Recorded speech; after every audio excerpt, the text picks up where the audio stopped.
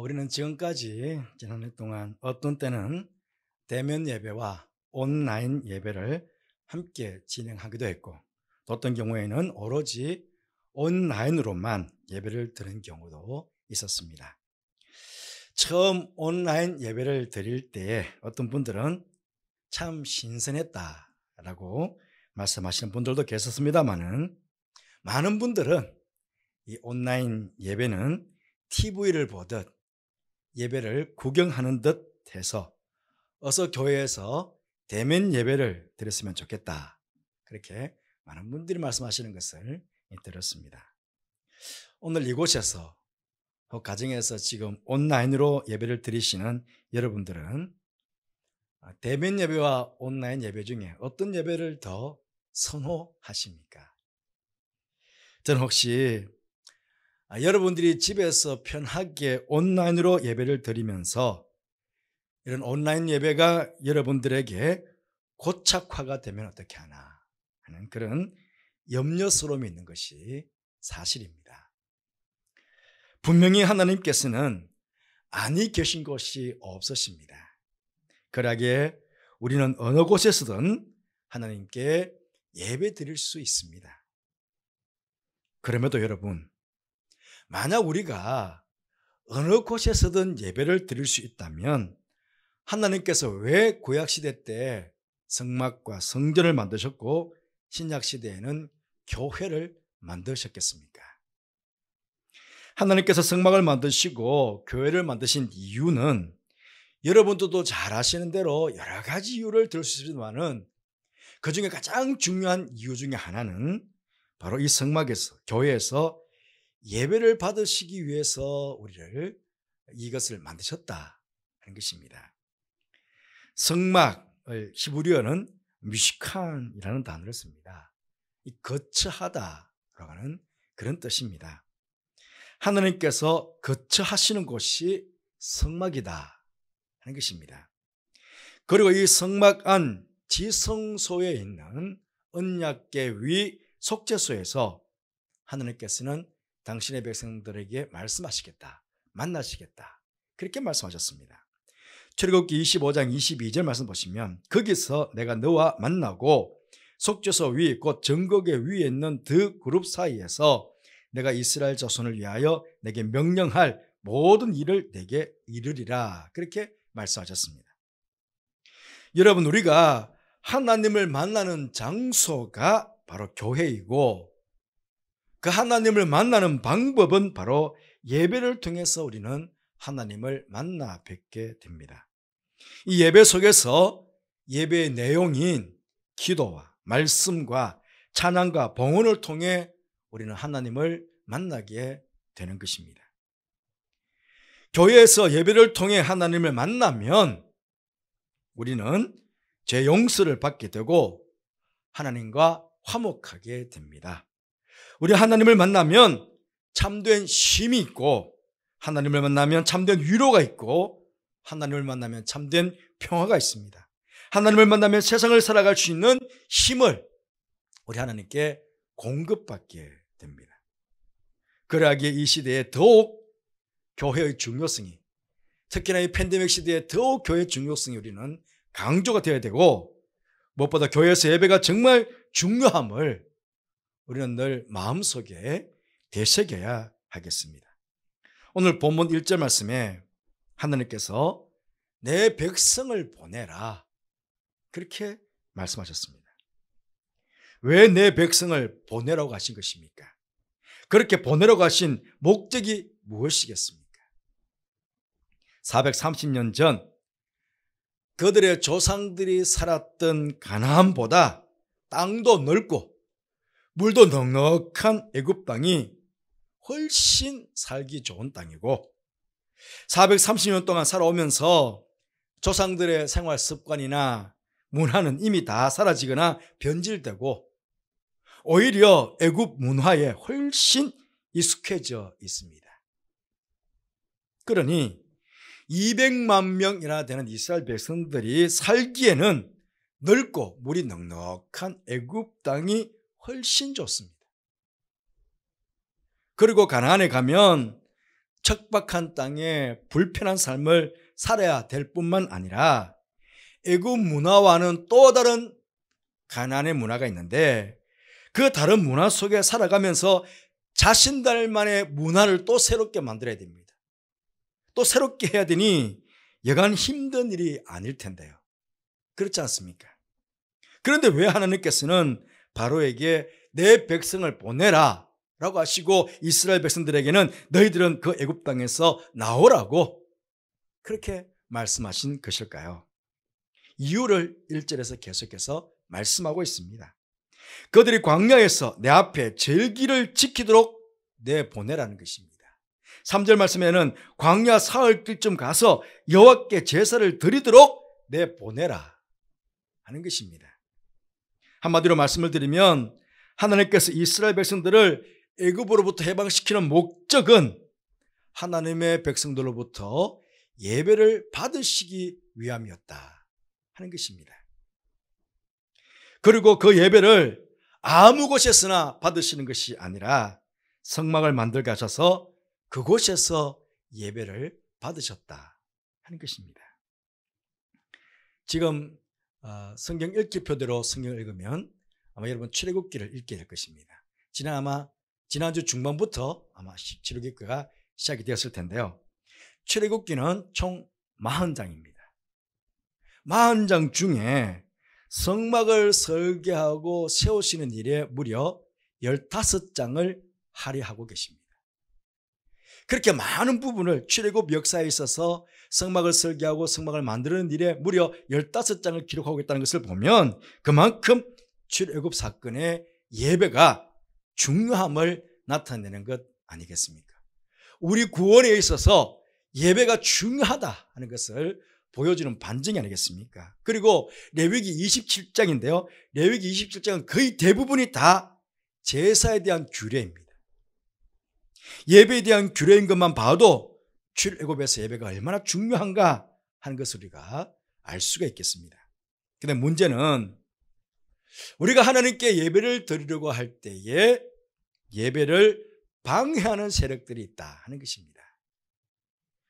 여러분, 우리가 예배를 드리는 것은요, 결코 마귀가 좋아하는 일이 아닙니다.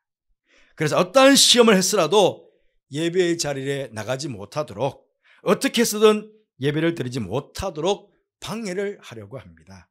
오늘 세상의 애굽 왕 바로, 어찌 보면 마귀의 대명사 아니겠습니까? 이 세상 왕 바로도 하나님께 예배 드리러 가겠다는 이스라엘 백성들에게 여러 가지 이유로 거절하며 방해를 하는 것을 보게 됩니다. 무엇보다 처음엔 지금까지 이스라엘 백성들이 해왔던 성을 쌓는 일, 그 성을 쌓는 일을 쉬게 할 수는 없다 하는 이유로 거절합니다. 오늘 제가 3절까지 읽었지만은 4절에 이렇게 말합니다. 너희가 어찌하여 백성의 노역을 쉬게 하려느냐? 가서 너희의 노역이나 하라. 무슨 소리야? 뭐 사흘길 광야로 가겠다고? 아니야. 노역을 쉬게 할 수 없어. 계속 노역해. 그거거든요. 여러분, 그 당시에 이스라엘 백성들 장정만 60만 명이었습니다. 60만 명이 사흘길을 갔다가 사흘길을 만약에 돌아온다면 최소한 6일, 한 주일 이상의 시간이 걸립니다. 그 기간 동안에 노동을 쉬게 되면 엄청난 경제적인 손실을 가져올 수 있습니다. 그렇잖아요. 60만 명이 60일 동안 일하게 된다고 했을 때에 대략 계산해 보면 아마 그 경제적 비용은 엄청날 것입니다.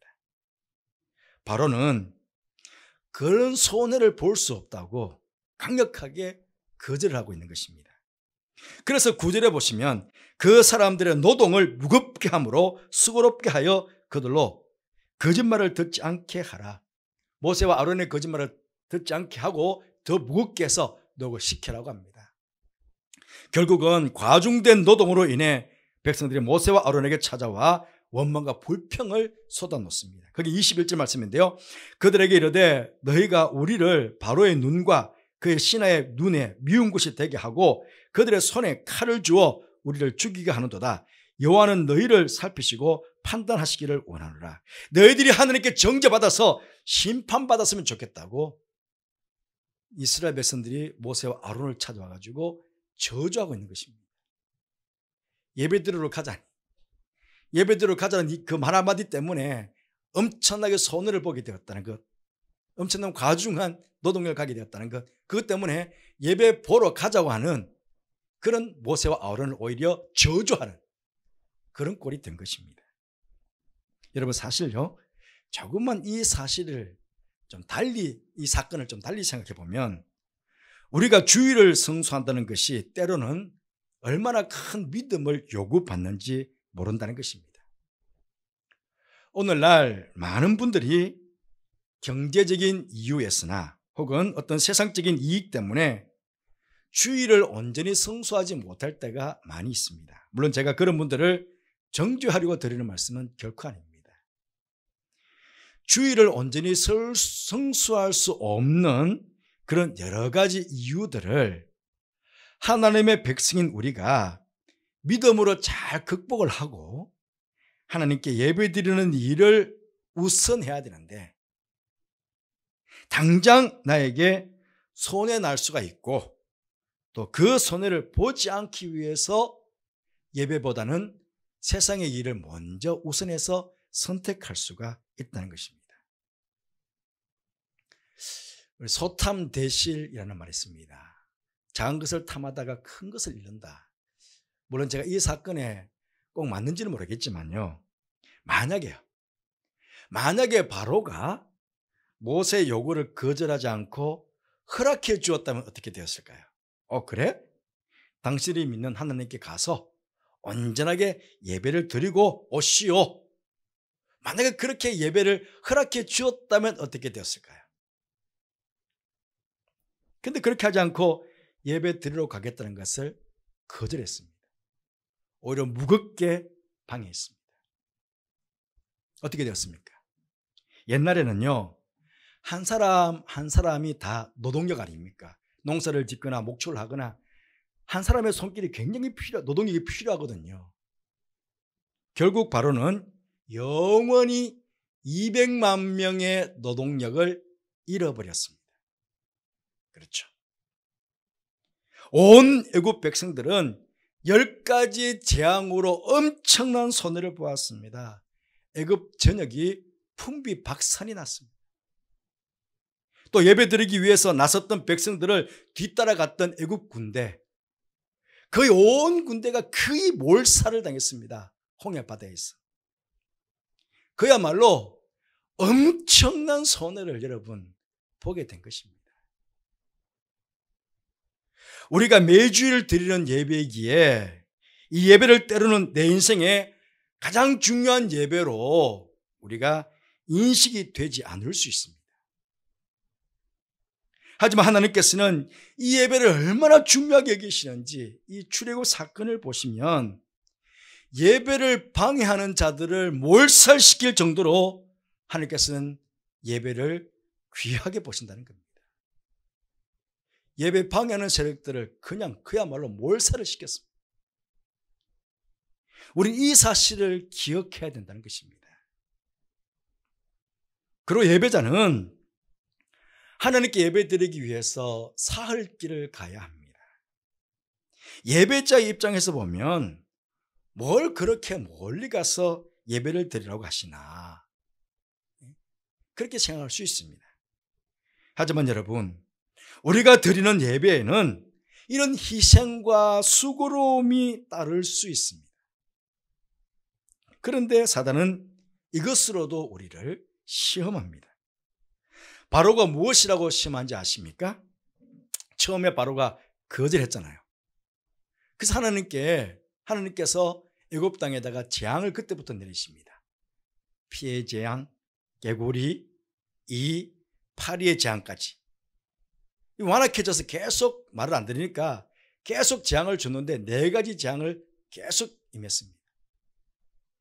그러자 이 재앙에 혼쭐이 난 이 바로가 이제 제사를 드리러 가라고 허락하는 것 같아요. 그런데 출애굽기 8장 5절 말씀 보시면 바로가 모세와 아론을 불러 이르되 너희가 가서 어디 있어요? 이 땅에서 너희 하나님께 제사를 드려라. 뭘 그렇게 멀리 갈 게 뭐가 있나? 이 애굽에도 하나님이 계실 텐데 그냥 편하게 이 애굽 땅에서 그냥 예배를 드려라 하는 것이죠. 지금도 그렇습니다. 하나님께서는 안에 계신 곳에 없으시니까 그냥 편하게 인터넷으로 집에서 온난 예배를 드리면 되지, 뭘 그렇게 수고스럽게 멀리, 그것도 멀리 있는 교회까지 가서 예배 드릴 게 뭐냐. 그냥 편하게 가까이서 온난 예배 다 허락하니까 그렇게 예배를 드리면 되지 않냐. 바로의 말과 무슨 차이가 있겠습니까? 이 바로의 시험에 굴하지 않고 모세는 백성들을 보내달라고 다시 한번 바로에게 요구합니다. 하지만 바로는 마음이 완악해져서 계속 거절합니다. 그러자 하나님께서 이번에는 가축의 돌림병, 악성 종기, 우박까지 재앙을 내렸습니다. 그야말로 애굽 천지가 쑥대밭이 된 것입니다.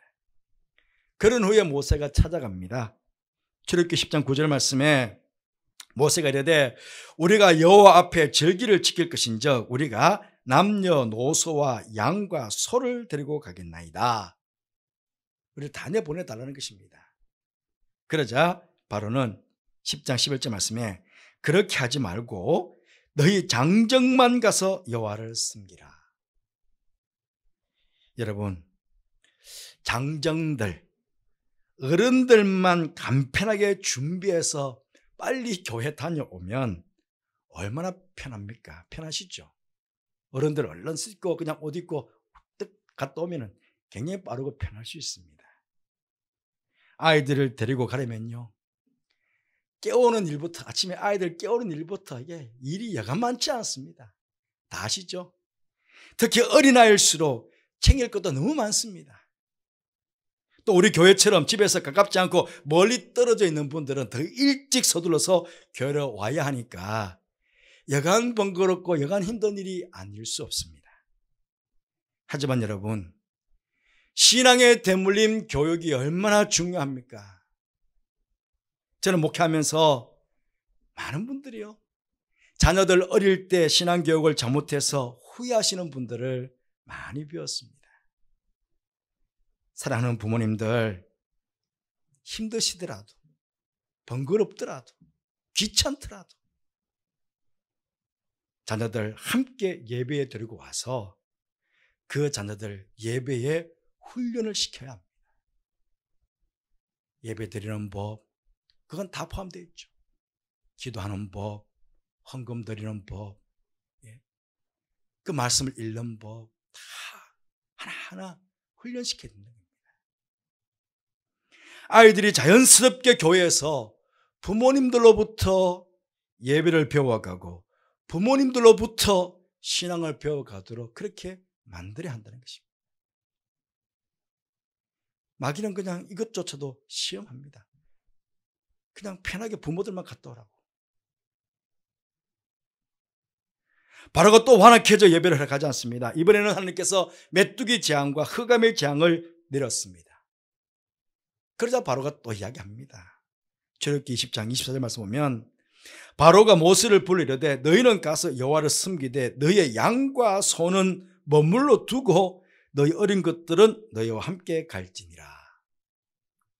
여러분, 하나님께 드리는 제사에는 희생 제사가 필요합니다.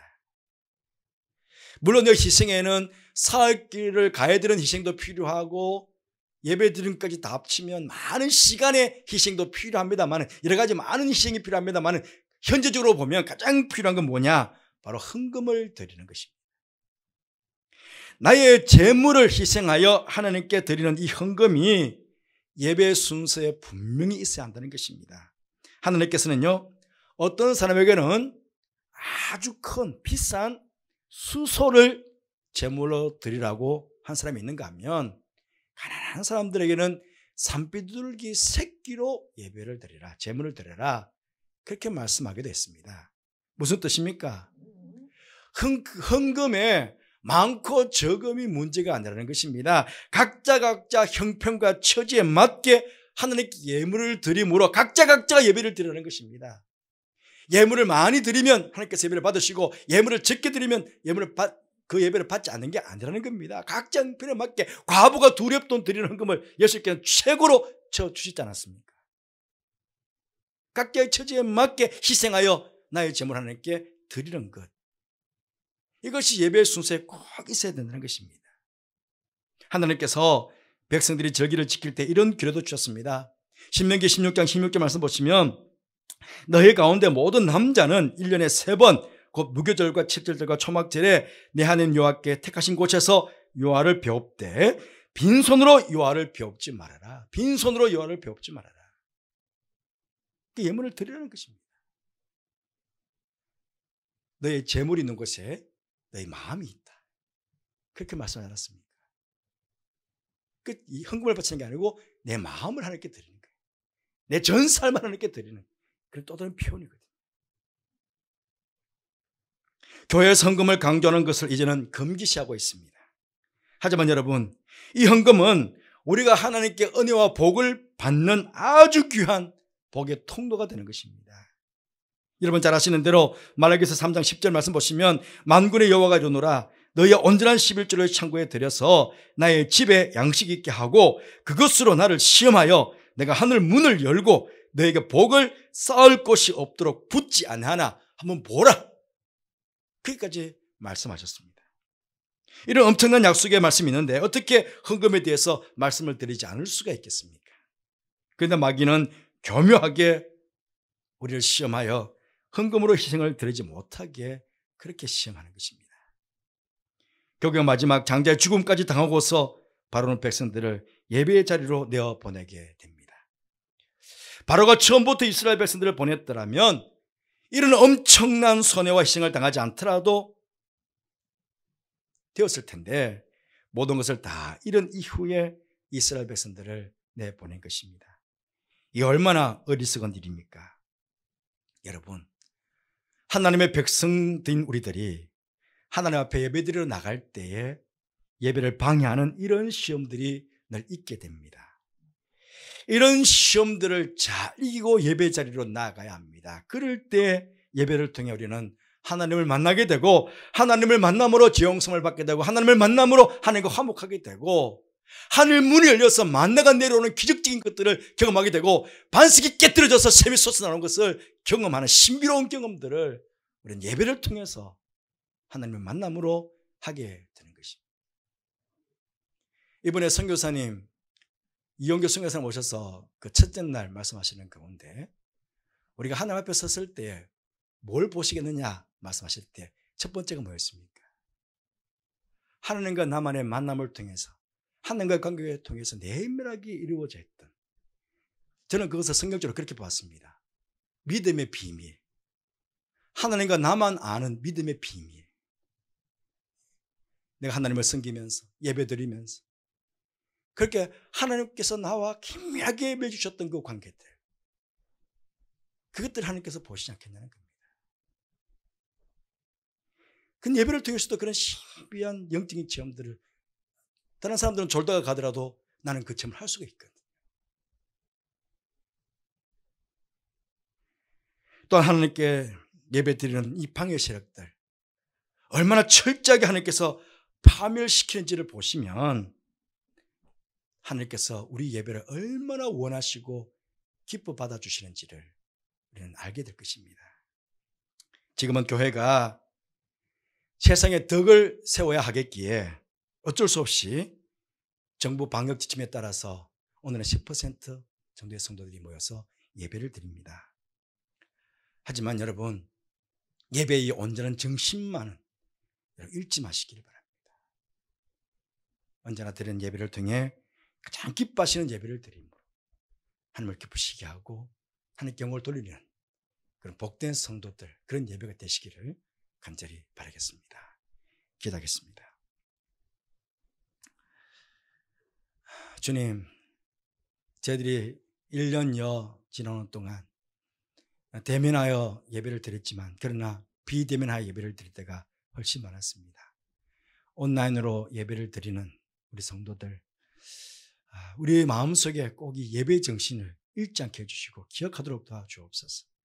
사흘길을 가서 하나님께 예배드려야 되는 그런 예배의 수고로움과 희생도 있어야 되고, 또 우리가 그렇게 예배 들어갈 때 수많은 방해 세력들이 우리 예배를 방해할 것이라는 것을 알고 능히 그 시험도 이겨나가며 하나님께 예배 자리로 나오는 그런 믿음의 우리 성도들 다 되도록 축복하여 주옵소서. 예배 방해하는 세력들을 하나님께서 얼마나 철저하게 파멸시키는지를 보시면서 동시에 얼마나 하나님께서 예배 받으시기를 기뻐하시는지, 얼마나 원하시는지를 깨닫는 저희들 되게 하여 주옵소서. 지금은 팬데믹으로 인해서 어쩔 수 없이 믿음의 예배를 드리지만 예배의 정신은 절대로 잃어버리지 않는 우리 성도들 되게 하여 주옵소서. 예수님 이름으로 기도드리옵나이다. 아멘.